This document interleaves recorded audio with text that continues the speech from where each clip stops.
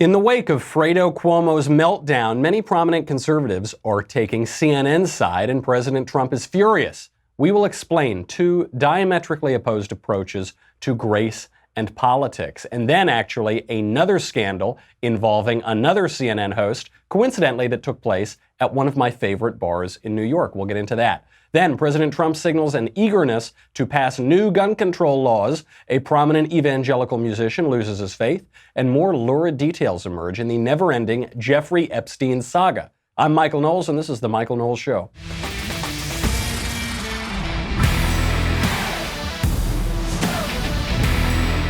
So Fredo goes unhinged.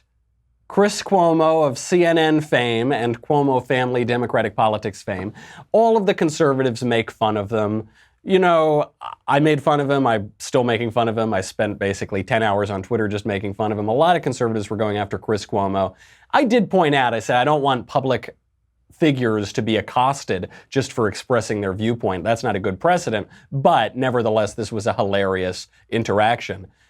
On the right, one of the biggest Trump defenders on the right, Sean Hannity, went on his Fox show and gave not just a kind of both sides, yeah, it's hilarious, but, you know, look, maybe we shouldn't encourage this. He gave a full-throated defense of CNN's Chris Cuomo. Here's Sean Hannity.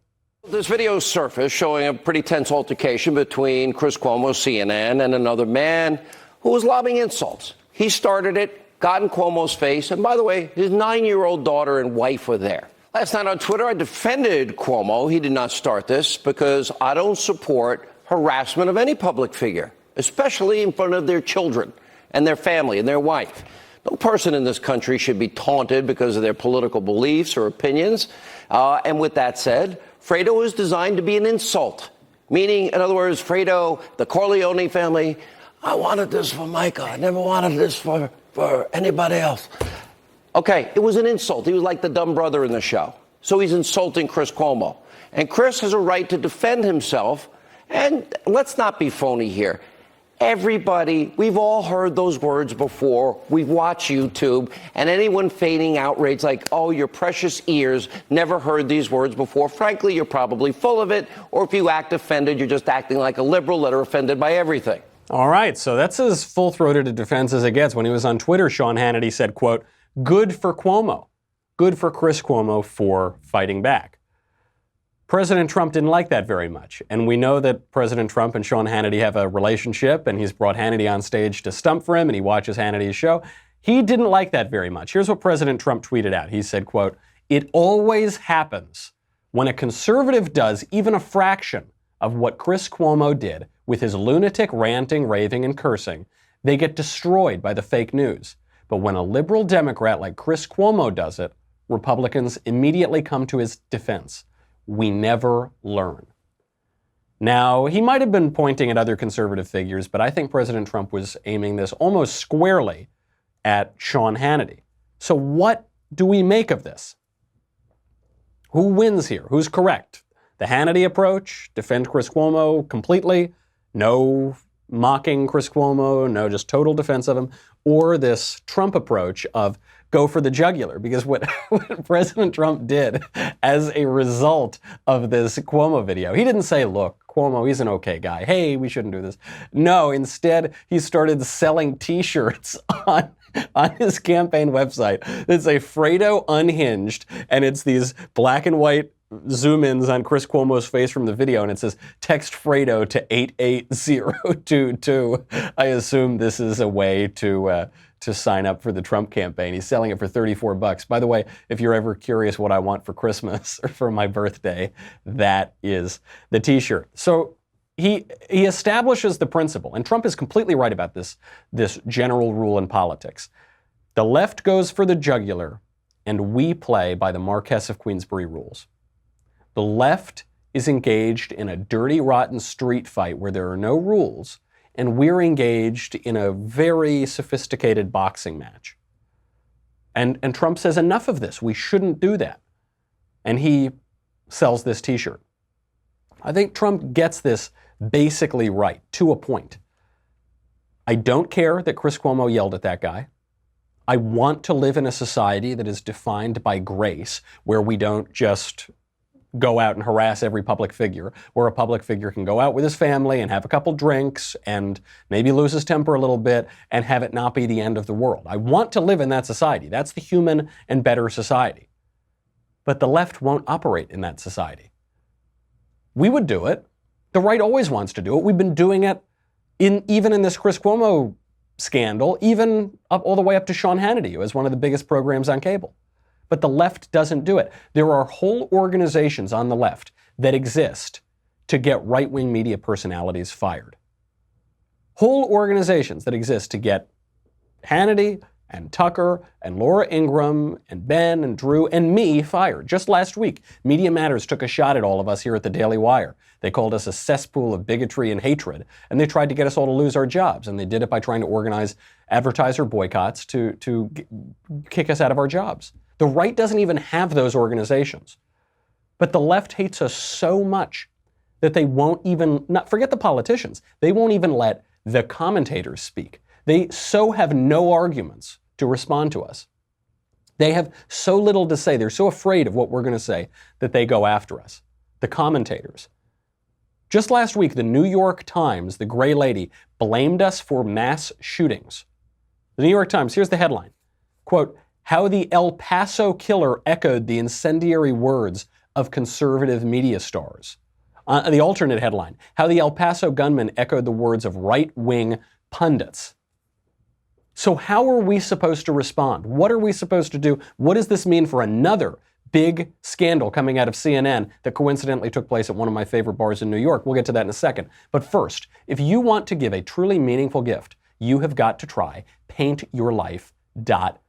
I've told you about Paint Your Life. I gave this to my stepbrother for his wedding when I first heard about Paint Your Life. It's this amazing product. So you can have an original painting of yourself or your children or your family or your little dog Fredo or a beautiful place that you love.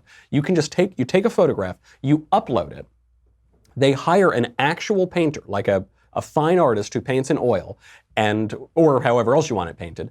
They will make you an original piece of art that you will work with them the whole time. You'll be getting proofs at a price you can afford. And that's the key, because if you want to commission artwork, that can cost thousands and thousands of dollars. But you can get an incredible price. I don't understand how they can charge this price at paintyourlife.com. It's a true painting done by hand. There's no tricks, no smoke and mirrors. It's done by a world-class artist created from a favorite photo. You choose the artist whose work you admire. The one that they did of my stepbrother is absolutely gorgeous. It's in Grand Central Station. It's just incredible. I am commissioning more work from that artist. It's so great. Right now, as a limited time offer, you get 30% off your painting. Do not miss out on this, guys. This is the coolest gift. The minute I saw it, I immediately decided I was going to order some more. 30% off and free shipping. Get this offer. Text Knowles, Knowles, to 484848. Do it right now. Knowles to 484848. Text Knowles to 484848. Message and data rates may apply.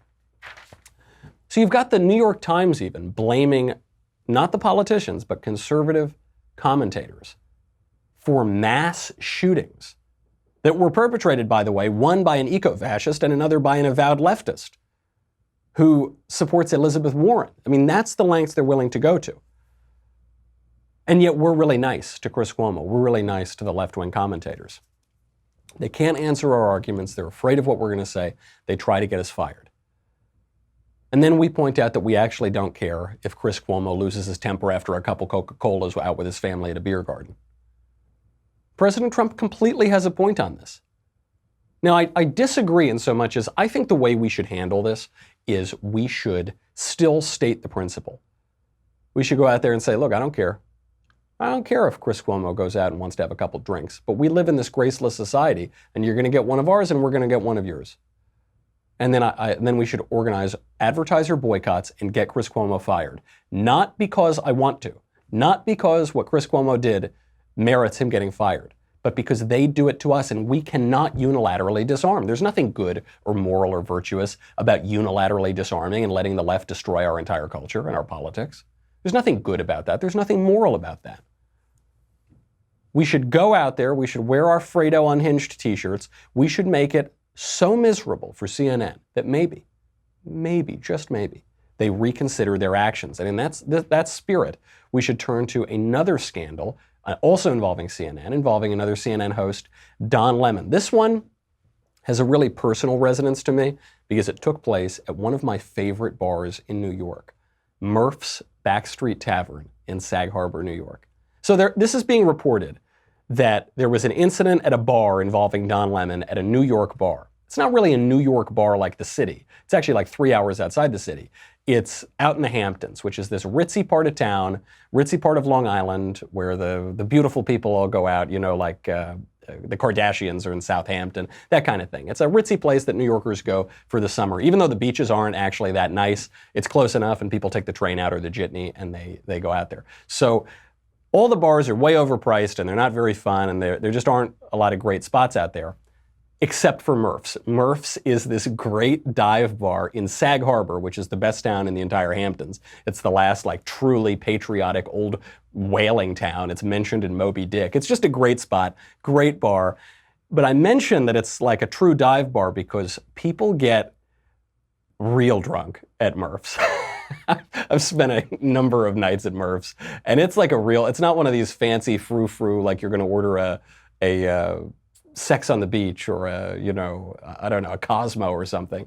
It's like a place where you drink beer and, you'll have a couple shots or something. And so anyway, this is what happens. There's a guy suing Don Lemon for emotional pain and suffering. And why is that? And also for damages. He says he can barely work anymore. What happened was they're at Murph's one night, and this guy, Dustin Heiss, is a bartender at a different bar in the Hamptons. And he sees Don Lemon at Murph's. Murph's is a really tiny bar. I mean, it's like the size of my studio or smaller, and you know that I broadcast from a broom closet. So it's this tiny bar, and he sees Don Lemon across the way, and he tries to get Don Lemon's attention, and Don Lemon doesn't pay him any attention, and then he tries to buy Don Lemon a drink, and Don Lemon says, "Oh, no, thank you. I'm just going to be over here with my friends." Fast forward to the end of the night. Everyone's had a couple adult beverages, a few Coca-Colas at this point, and this is allegedly what happens. Lemon, quote, put his hand down the front of his own shorts and vigorously rubbed his genitalia, removed his hand, and shoved his index and middle fingers in the plaintiff's mustache and under the plaintiff's nose and asked, "Do you like," and then I'll substitute the words, "female genitalia or male genitalia?" And then they all sort of laugh, and Don Lemon leaves. So, as a result of this alleged incident, the guy is demanding $1.5 million from Don Lemon not to sue. He said, "I'm going to sue if you don't give me $1.5 million." That's a pretty bad altercation if it happened. I certainly wouldn't have enjoyed that. But I've been in some bars where, bar fights are going on, and people are getting kind of nasty with each other. And I've never been in a situation where I felt I was owed $1.5 million for something that happened to me in a bar. I don't know, if someone like amputated my leg or something, maybe I could sue for $1.5 million, but some guy gets ugly with you, I don't know about that. So Don Lemon refuses. He said he didn't do anything wrong. Now the guy is suing. Did it happen? I don't know. Maybe it did. Don Lemon's kind of a jerk, it seems like, and people get extremely drunk at that bar, so maybe. On the other hand, it also kind of sounds like the guy's extorting Don Lemon.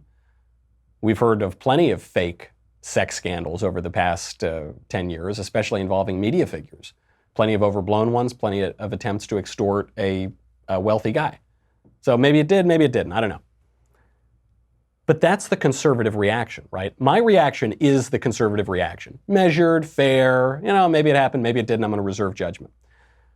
Imagine if there were a lawsuit like this against Fox News, against Bill O'Reilly. There was a lawsuit against Bill O'Reilly. He was gone in 2 seconds. Gone like that. Imagine if there were a lawsuit like this, that Sean Hannity or Tucker Carlson went into a bar in the Hamptons or wherever and did that to himself and then took his hand out of his pants and put it in a woman's face. Imagine, because Don Lemon is gay. Let's say it happened to a straight guy, Hannity or Carlson, did it in a woman's face. Could you imagine that not only would they be immediately kicked off of the air, there would be criminal penalties. I mean, there would be a true mob outside of their door trying to make them pay. Imagine if it were against us. Imagine if there were some lawsuit against us. I don't know, I go to Murph's sometimes too. Maybe some guy got angry at me at Murph's. It would be over. There wouldn't be a question about it. The left would demand our heads. They would call our advertisers every single day. And this is the ugly fact about politics. The left and the right are playing by completely different rules. And President Trump shows us a little bit how we should react to that, what we should do moving forward. We will examine the only choice that we have. Then we'll get to gun control. We'll get to an evangelical leader losing his faith. We will get to a whole lot more. But first, we got to thank our friends over at Ring. Ring's mission is to make neighborhoods safer. And they are doing just that. They are protecting millions of people everywhere. Safety matters. Young people sometimes don't think about safety because young people feel like we are going to live forever and we don't want to pay for things like, insurance or security systems, or we just don't think ahead that much because nothing could happen to us. I'm on the road a lot. I travel a lot to travel to different colleges and give speeches around the country. The fact that there is Ring makes me feel so much safer. Because look, Sweet Little Elise is a good shot, but better safe than sorry. What Ring does is it helps you stay connected to your home anywhere in the world. So if there's a package delivery or a surprise visitor, you get an alert and you are able to see, hear, and speak to whoever is there, all from your phone. So let's say it's a guy trying to rob your house in the middle of the night. This happened to my friend a few months ago. Then you can see them, you can talk to them, you chase them away. Let's say it's your mother-in-law, comes, shows up unannounced. You can see her, and then you can zip your mouth and be very, very quiet still until she just walks away. You can do any of that from anywhere, your office, the beach, upstairs, in your bedroom. As a listener, you have a special offer on a Ring Starter Kit available right now. With a video doorbell and motion-activated floodlight camera, the Starter Kit has everything you need to start building a ring of security around your home. It is incredibly inexpensive, it's an unbelievable value, and you just feel like you're in the future. I mean, this is just obviously the way we're going to protect ourselves in the future. You can get it today. Go to ring.com/Knowles, Knowles, ring.com/Knowles, Knowles. An incredible product. So this is the ugly fact about our politics, is that the left and the right are playing by two different rules, other than Trump. Because Trump isn't really on the right or the left, is he? I mean, he's been very conservative as president. He's been one of the most conservative presidents probably in American history. But throughout his career, it's not like he was some rigid right-winger. He was donating to Hillary and Pelosi and playing both sides of the aisle. He said he was a New York Republican or a New York Independent, or he was pro-choice. Now he's like very pro-life. He's not a rigidly ideological guy, and I think this has helped him because he gets down in the mud. He's a New Yorker. Chris Cuomo on that tape is screaming out, "I'm going to throw you down the effing stairs." That is a little bit of a New Yorker reaction, and Trump kind of has that reaction too. So what does Trump do? He doesn't scream at people like a maniac on a hidden camera, but he'll tweet out unsubstantiated rumors about his political opponents. I mean, he tweeted out the Clinton body count the other day, and it was hilarious. It was really funny. It was one of the best moments on Twitter. During the 2016 campaign, President Trump actually promoted a rumor that Ted Cruz's father murdered President Kennedy. I'm not defending that per se. I'm just saying it's a distinction between how Trump fights and how the right traditionally fights.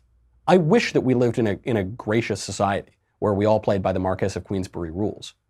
But in a world where the left fights dirty and unfair and cheap and awful, and they get a lot of cultural victories because of that, it is refreshing that we have a guy who's willing to get down in the muck with them, especially because we don't want to. I don't want to get down in the muck like that. So if President Trump is willing to do it, I'm really glad. He's the kind of guy who prints t-shirts that say, Fredo unhinged. It's not nice, but that is why we elected him. It's why we had to elect him. And by the way, if the left doesn't want us to elect him again, then cut it out. There's an easy way for us to not have to have more Trumps in the future. At this point, I'm perfectly willing to give Trump like a third, fourth, fifth, sixth, 10th term in office. He's going to be 150 years old by the time he leaves, and then I'm going to give it to Barron Trump. I mean, I am really happy with generally how things are going in the country. If the left doesn't want us to keep up these tactics, which are the same tactics of the left, then they got to cut it out. Because we are not going to unilaterally disarm. That is nonsense. There is nothing virtuous about that. There's nothing moral about that. They need to stop trying to get all our shows canceled. They need to stop pouncing on every controversy. They need to do this 3 times in a row. Because I'm not going to believe it the first time they let it go. If they did it once, that would be nice. 3 times in a row, there needs to be some kind of controversy, and they need to be gracious about it. And they need to not try to get our guys thrown out of office, and they need to not try to get our shows canceled over nothing. They can still fight fair, but they need to stop fighting unfair 3 times in a row, then we can back off. If they extend us grace 3 times in a row. At the highest levels, I'm not even talking about the random Twitter accounts, just I want their presidential candidates not to call half the country white supremacist 3 times in a row. I want the New York Times to not blame me for the mass shooting in El Paso and Dayton, Ohio, which was by a Liz Warren supporter. They do that 3 times in a row, we're good. Until then, it's game on. What other choice do we have? Now, speaking of President Trump, we're talking about all the great aspects of President Trump. We need to talk about something that's not so great, that's a little dangerous. That is President Trump on gun control. So President Trump has signaled after those shootings a couple weeks ago, he signaled that he wanted certain kinds of gun control. He was very careful about how he was talking about it, but he still signaled he wanted more gun regulation. We've seen him do this before. He passed a gun regulation after the Las Vegas shooting, which was to ban, what's that thing called? The instrument that lets you fire a semi-automatic gun and make it look as though it's an automatic gun. Bump stock. So he banned bump stocks, which was completely pointless. It's not going to save any lives. It is a rounding error. It's nothing, but it's a virtue signal. Forget the fact that the vast majority of people who are killed with guns in this country are killed by handguns, not by AR-15s, not by any other guns, and certainly not by bump stocks. He still banned them, I think, sort of pointlessly. Now, the New York Times is reporting, so take it with a grain of salt, that President Trump is considering more gun control. They write, quote, Mr. Trump on Sunday telephoned Senator Chris S. Murphy, a Democrat who has been one of the leading voices in Congress for gun control, an indication that the president is interested in pursuing legislation. Earlier in the week, Mr. Murphy had contacted the White House to indicate that he was willing to work with Mr. Trump on the issue, which prompted the call. The conversation was positive, with Mr. Trump indicating that he was serious about persuading Republicans to act, according to officials familiar with their discussion. Bad idea. It's just a bad idea. There is no gun control law that would have prevented the shooting. Not the shooting in El Paso, not the shooting in Ohio, not the many, many, many, many more shootings that are not talked about in the mainstream media. Not all the shootings in Chicago, not all the shootings all around the country, not the gang violence, not the drug violence, not the suicide, which is that's the majority of gun deaths. It won't stop any of that. It will just take away our liberties for no reason other than to empower the left and to empower the government, which in the long run is the left. And the left is the government in the long run. A very bad idea. It's just emotional. I mean, the New York Post had that awful editorial a couple of weeks ago. It said, we need to ban assault weapons. Even though we can't define assault weapons, we need to ban them. And not just the cosmetic features, but the features that really differentiate assault weapons from other rifles, even though there aren't any features that substantively differentiate assault weapons, quote unquote, from other rifles. There's just nothing. It's just, we need to act now. It's this constant push of emotivism. Of, I don't care about the facts be damned, I need to feel better about myself. This gets you into a lot of trouble, and not just at the political level, it gets you into trouble on the culture, it gets you into trouble on religion. We'll see that with a major evangelical figure apparently losing his faith. We'll see how it's actually the same cause. It's this emotivism. It's this giving yourself away to emotion. I really hope that President Trump doesn't push for more gun control. There is no appetite in the country for it over the long run. There is no defense of it constitutionally or legally from our political tradition or morally, as far as I can tell. And I think it's just him being suckered in on this emotivism by Democrats. Now, Trump is not a sucker. I hope he doesn't allow himself to be played as one. And if he does push for gun control, as it appears that he may be trying to do, I hope that Senate and congressional Republicans stand firm and do not give an inch on it. It's stupid. It's just a terrible idea. And I suspect it's being pushed by forces around the president that are left-wing to begin with. Stop it. Get rid of it. It won't help you in 2020. It won't help our liberties in this country. It won't help our constitutional government. It won't help anybody but the left. I want to get to, on this topic of emotivism, I want to discuss how this affects not just politics, but culture and religion. We'll get to that in a second, but first, we have got to talk about being prepared in any emergency. And you know, I mean, this ties right in, especially with some of the legislation being tossed around. You need to be prepared. Things are uneasy in this country. We're not just talking about economic crises. We're not just talking about political crises. We're talking about natural disasters. I mean, I live in Southern California, which means at any moment, God forbid, the earth could open up and I could fall into a pit into the center of the earth. Wise Company takes an innovative approach in providing dependable, simple, and affordable freeze-dried food for emergency preparedness and outdoor use. Wise Company meals are designed to protect your family's most valuable asset. Yourselves, you, your family, your wife, your kids, you, that is your most valuable asset. You protect everything else. You insure your house, you insure your car, you insure all of that. Insure your family. When government resources are strained, it can be days, if not weeks, before you can get to fresh food and water. If you're like me, you try not to think about this too much, but it's just that low-grade stress of, gosh, what if this happens? Will I be... Right now, get yourself prepared, and then you don't need to think about it again until, hopefully, you don't need it, but maybe if you do need it, luckily, you'll be prepared. You can't know what tomorrow may bring, but you can have peace of mind knowing that you will be ready with all that you need. All the ingredients are chef prepared internally by Wise Company. They're terrific. This is top of the line. It's an investment in peace of mind for you and your family. This week, my listeners get any Wise emergency or outdoor food product at an extra 25% off the lowest marked price. The time to get it is now. Go there right now, wisefoodstorage.com, and then enter Knowles, Knowles, at checkout. That's the only way you're going to get 25% off the lowest marked price. Do it today, and then don't think about it. Wisefoodstorage.com, enter Knowles, Knowles at checkout, or mention Knowles when you call 855-453-2945. Plus, shipping is free. Wise has a 90-day, no questions asked return policy. There is no risk in taking initiative to get yourself and your family prepared today. Wisefoodstorage.com, promo code Knowles. Get any Wise emergency or outdoor food product at an extra 25% off and free shipping. We have got to get to what this emotivism and this tyranny of feelings means, not just for politics, but culture and religion. We'll get to that with an evangelical losing his faith. We also have to get to, if there is time, the more lurid details that are coming out in the Jeffrey Epstein saga. But first, you got to go to dailywire.com. What do you get? What don't you get at this point? You get me. You get the Andrew Klavan Show. You get the Ben Shapiro Show. You get the Matt Walsh Show. You get to ask questions in the mailbag coming up tomorrow, so get your questions in. You get to ask questions backstage. That is coming up. We're going to be doing Backstage Live next week, so if you want to grab your last-minute tickets, make sure to go do that ASAP. I think we might still have some left, but not many, so go over quickly. But most importantly, you get the Leftist Tears Tumblr. You need the Leftist Tears Tumblr.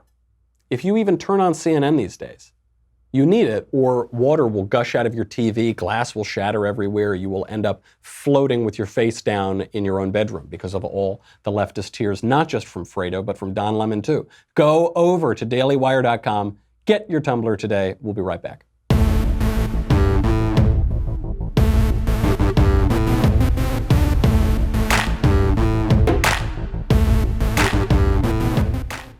Okay, we've got to get to emotivism in religion. This is kind of a hobby horse of mine that I've been talking about for a little while. This guy, Marty Sampson, is his name. He's a songwriter for the popular evangelical Christian group Hillsong United. He has just announced on Instagram that he is, quote, genuinely losing his faith.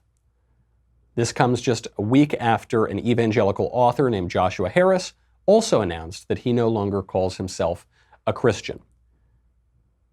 This is a problem I've been talking about for a very long time. When you ground your faith in sentiment, you leave your faith in a very vulnerable position.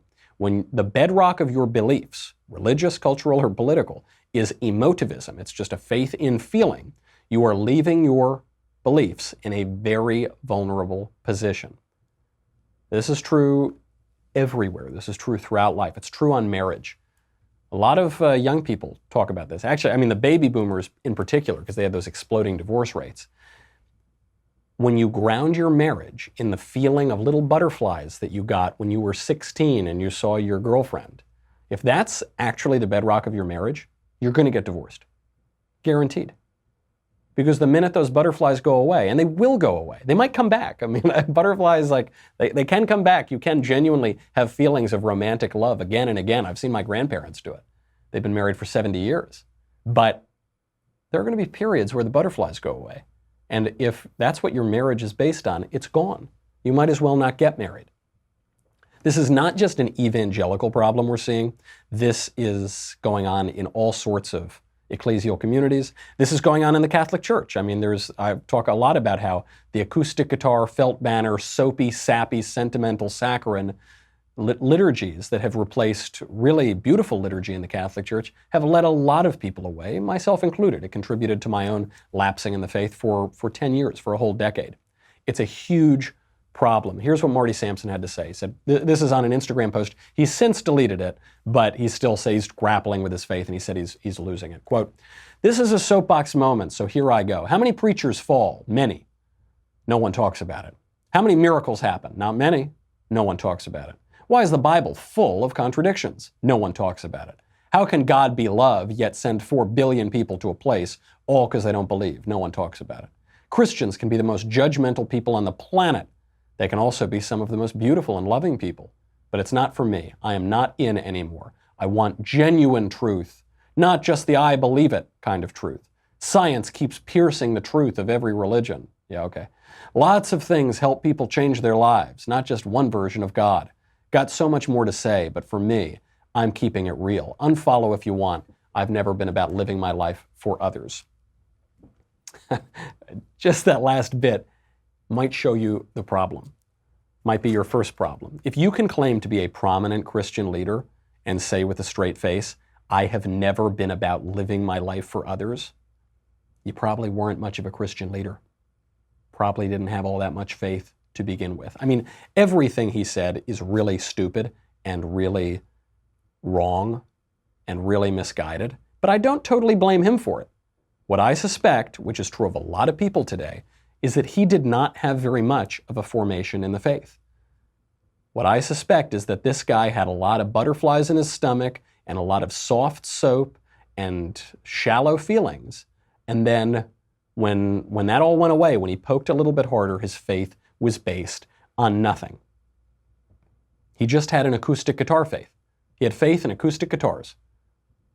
Not in the church, not in the faith, but in those nice acoustic guitar, sappy songs that I don't even think were cool in the 70s, but some people apparently like them.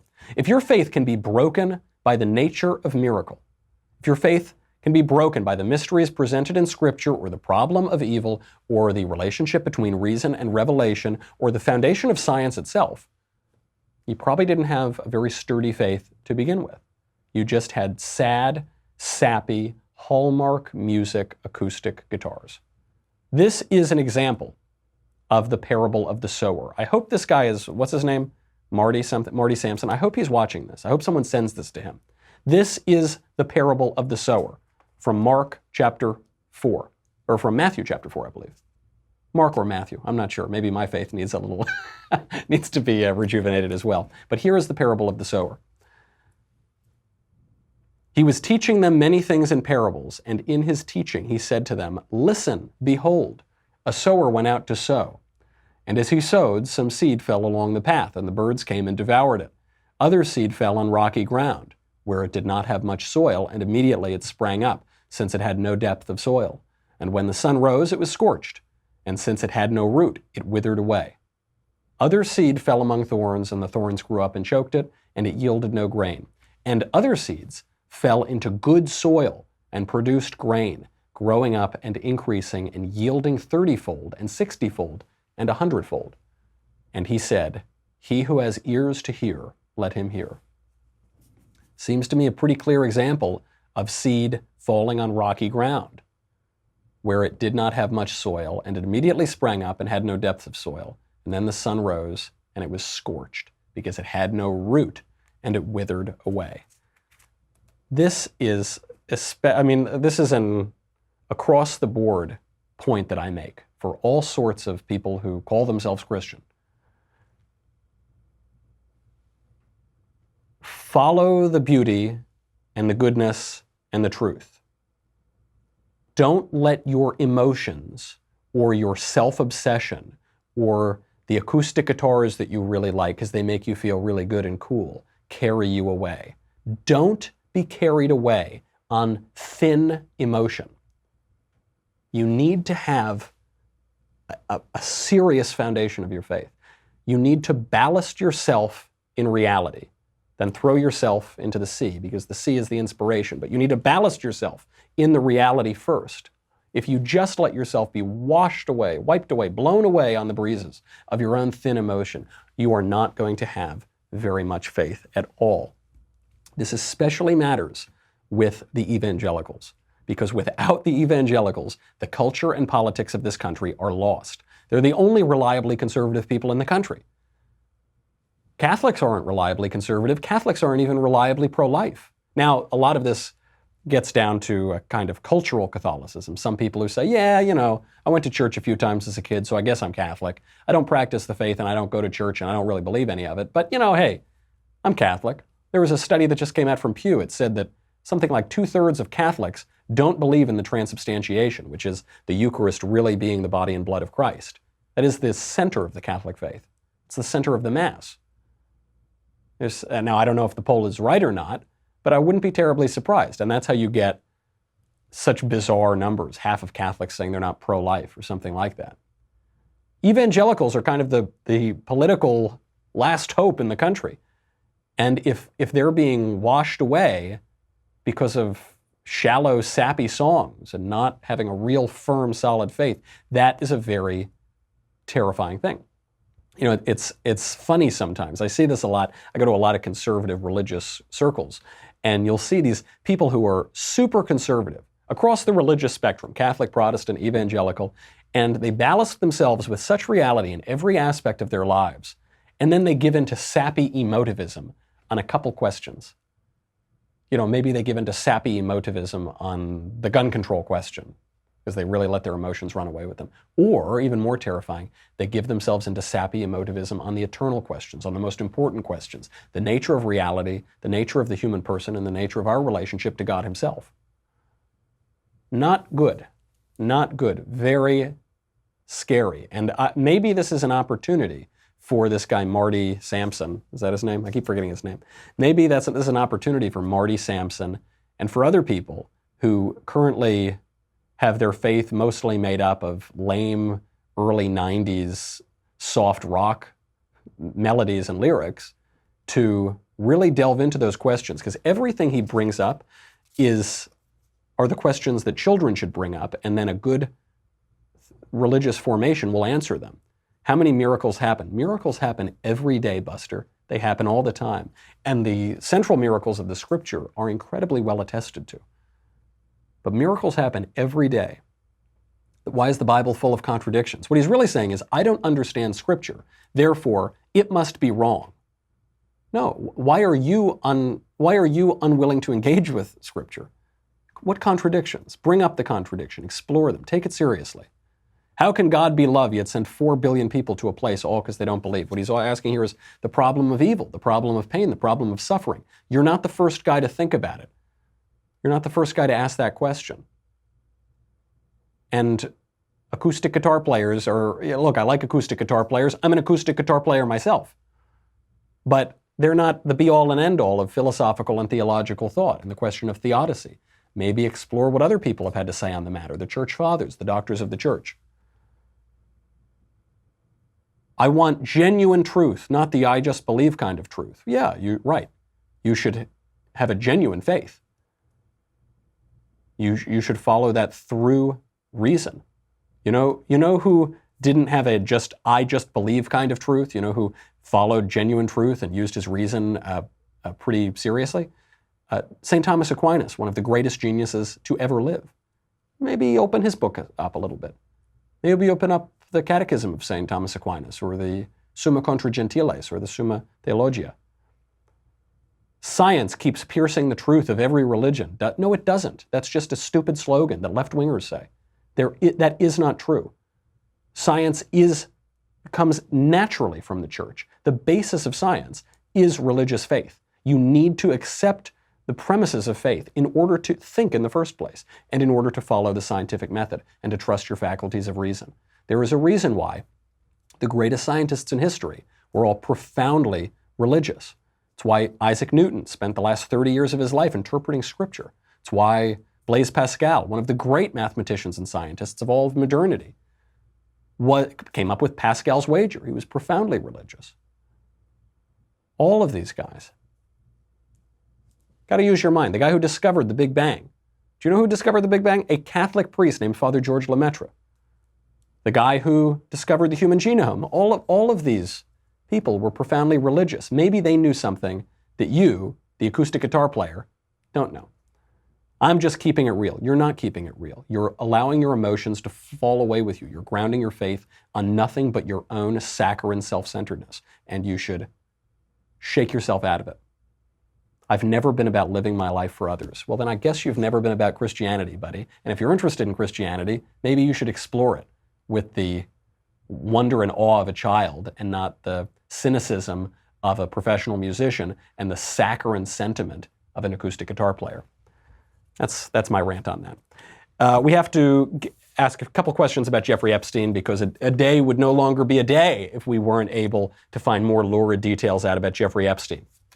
Big question here is over deep fakes.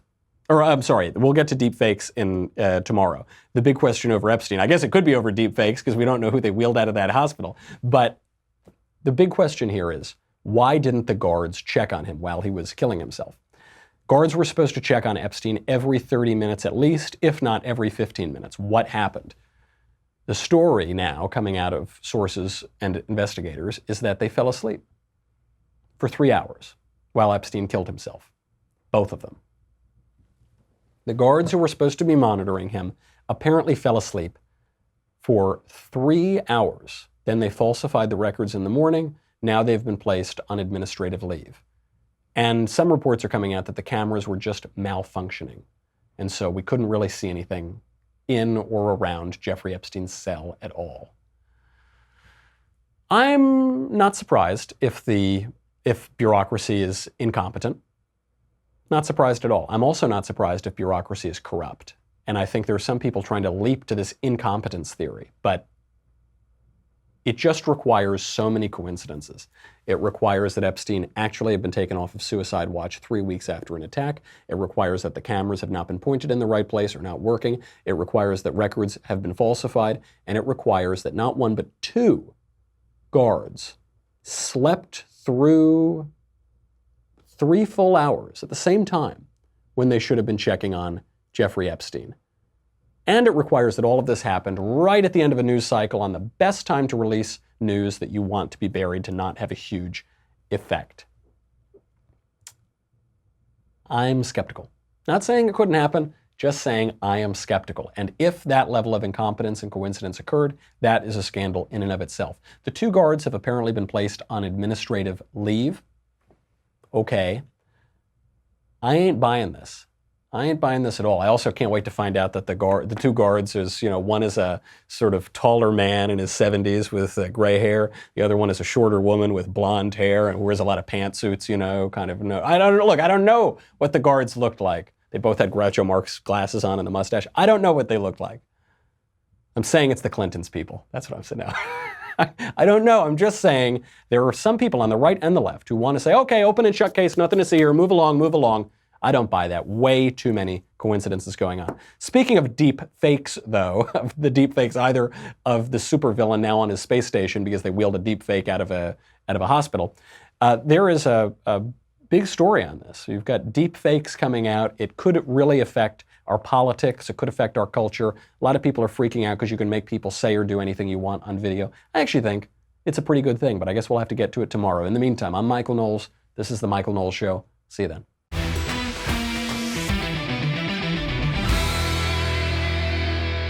The Michael Knowles Show is produced by Rebecca Dobkowitz, director Mike Joyner, executive producer Jeremy Boring. Our senior producer is Jonathan Hay, supervising producer Mathis Glover, technical producer Austin Stevens, editor Danny D'Amico. Our audio mixer is Mike Coromina, hair and makeup by Jesua Olvera, production assistant Nick Sheehan. The Michael Knowles Show is a Daily Wire production. Copyright Daily Wire 2019. Hey everyone, it's Andrew Klavan, host of The Andrew Klavan Show. In Hong Kong, pro-democracy demonstrators are waving our flag, the American flag, the one our millionaire athletes disrespect and CNN complains about. Sort of tell us something, but what? We'll talk about it on The Andrew Klavan Show. I'm Andrew Klavan.